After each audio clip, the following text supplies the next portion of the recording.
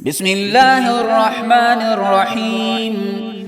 يا بني إسرائيل اذكروا نعمتي التي أنعمت عليكم وأني فضلتكم على العالمين. واتقوا يوما لا تجزي نفس عن نفس شيئا ولا يقبل منها عدل ولا تنفعها شفاعة ولا هم ينصرون. وإذ ابتلى إبراهيم ربه بكلمات فأتمهن قال إني جاعلك للناس إماما قال ومن ذريتي قال لا ينال عهد الظالمين.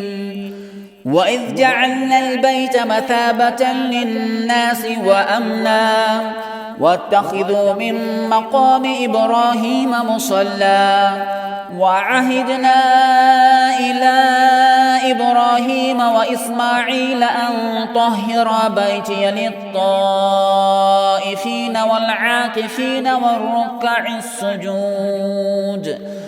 وإذ قال إبراهيم رب اجعل هذا بلدا آمنا وارزق أهله من الثمرات من آمن منهم بالله واليوم الآخر قال ومن كفر فأمتعه قليلا ثم أضطره إلى عذاب النار وبئس المصير.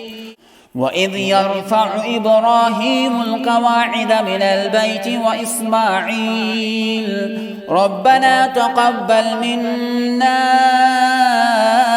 إنك أنت السميع العليم ربنا واجعلنا مسلمين لك ومن ذريتنا أمة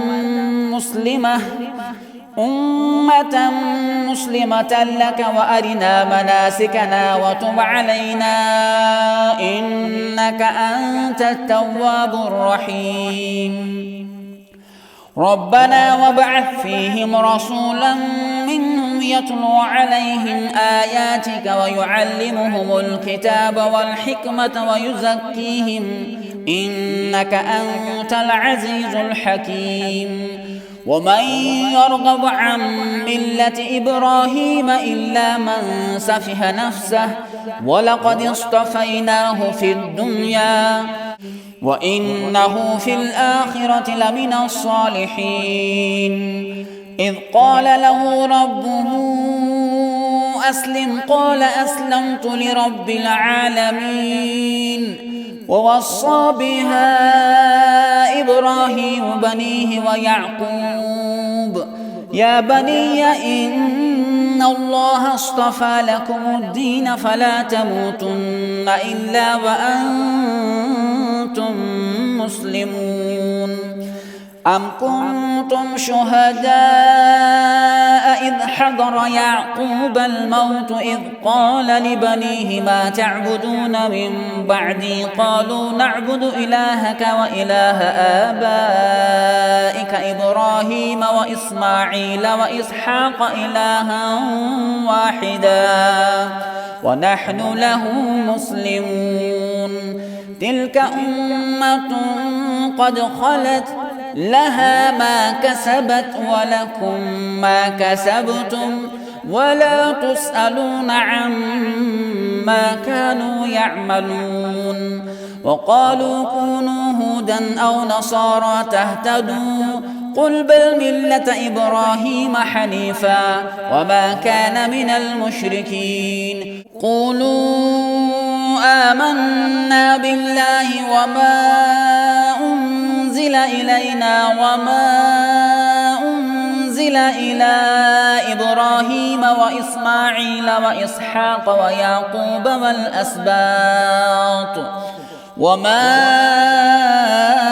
أوتي موسى وعيسى وما أوتي النبيون من ربهم لا نفرق بين أحد منهم ونحن له مسلمون.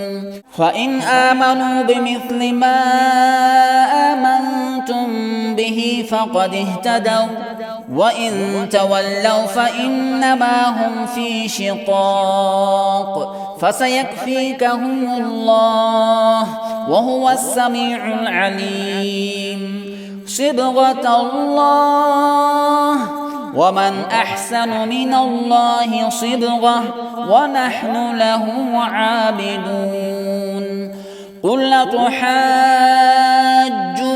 في الله وهو ربنا وربكم ولنا أعمالنا ولكم أعمالكم ونحن له مخلصون أم تقولون إن إبراهيم وإسماعيل وإسحاق ويعقوب والأسباط كانوا هودا أو نصارى قل أأنتم أعلم أم الله ومن أظلم ممن كتم شهادة عنده من الله وما الله بغافل عما تعملون تلك أمة قد خلت لها ما كسبت ولكم ما كسبتم ولا تسألون عما كانوا يعملون